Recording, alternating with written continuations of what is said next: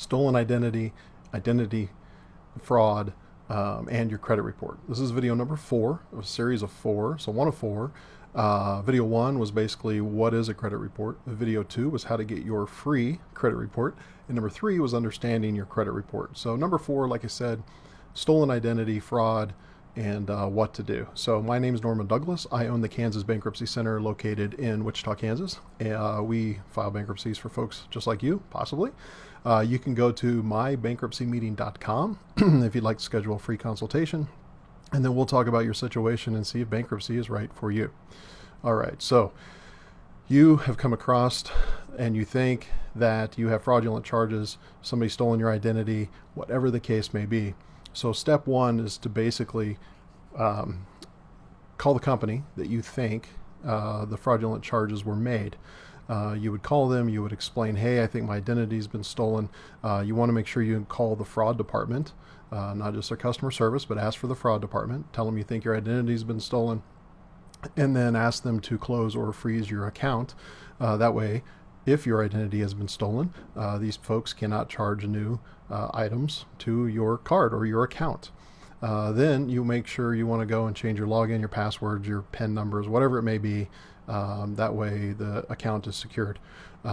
Sometimes if someone gets your email password, then they can go into these accounts and change your passwords and you cannot access them anymore. So generally you want to make sure you change your email password also that you use with these accounts, then go in and change the account passwords.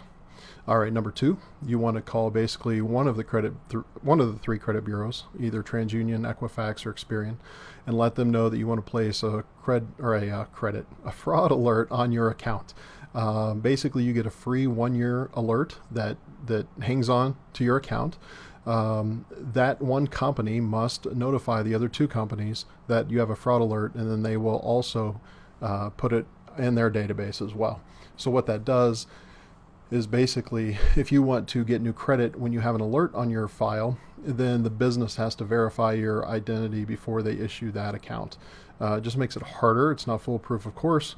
You know, if the fraudster has friends or family or something, then they may open the account anyway, but this will make it harder because they're supposed to identify or supposed to verify your identity before they open up any new accounts. So that fraud alert will help. It's free. And you can renew it you can renew it every year. So you need to create the fraud alert. And then you would basically go and get your free credit report, which I described in video number 2. Number 3, you want to report the theft to the FTC. So if you go to ftc.gov, which is the Federal Trade Commission, which is funny, I stumbled over that, I think in the first or second video, but it's the Federal Trade Commission, ftc.gov. There's a button that basically says victim of identity theft or report identity theft, something like that. So you would want to go through that and fill out their online form. You can also call them. The number is like 1-877-438-4338. And then report that you think that your identity has been stolen or that it has. Step number 4, I think the FTC says they suggest you call the local police department. It's probably a good idea to call the local police department because if you have issues locally, sometimes those folks will want to see, not the police, but the creditors, if they're local, medical, that kind of thing, they'll want to see maybe a local police report regarding the identity theft. And of course, you would have a case number. You'll probably need the FTC report number. When you file with a local police department, you'll need, of course, your government issued ID card. You will need some proof of your residence or address, like a rent agreement, lease, utility bill, something like that, to prove that you live wherever you're filing it at. And then if you have, of course, any indication of theft, whether it's bills, whether it's notices, something like that, then you'll probably want to make a copy for the local police department also. So that's all I have. After you do that, then of course you would want to monitor and then monitor and then monitor again and again and again for a bit to make sure that no other charges or no other accounts are opened under your name.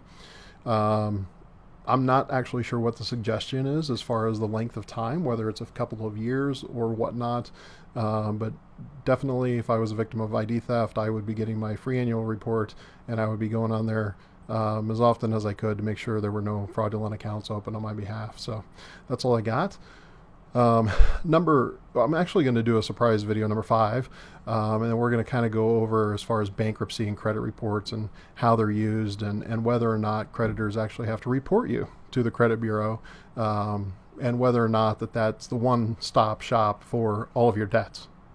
Little clue, it's not. So take that for what it's worth. Watch video number 5. It'll come out here in a few days, and then we'll go from there. Norman Douglas. I own the Kansas Bankruptcy Center, Wichita, Kansas, and you can go to mybankruptcymeeting.com if you'd like a free consultation, and then we will see if bankruptcy is right for you. Talk to you later. See ya.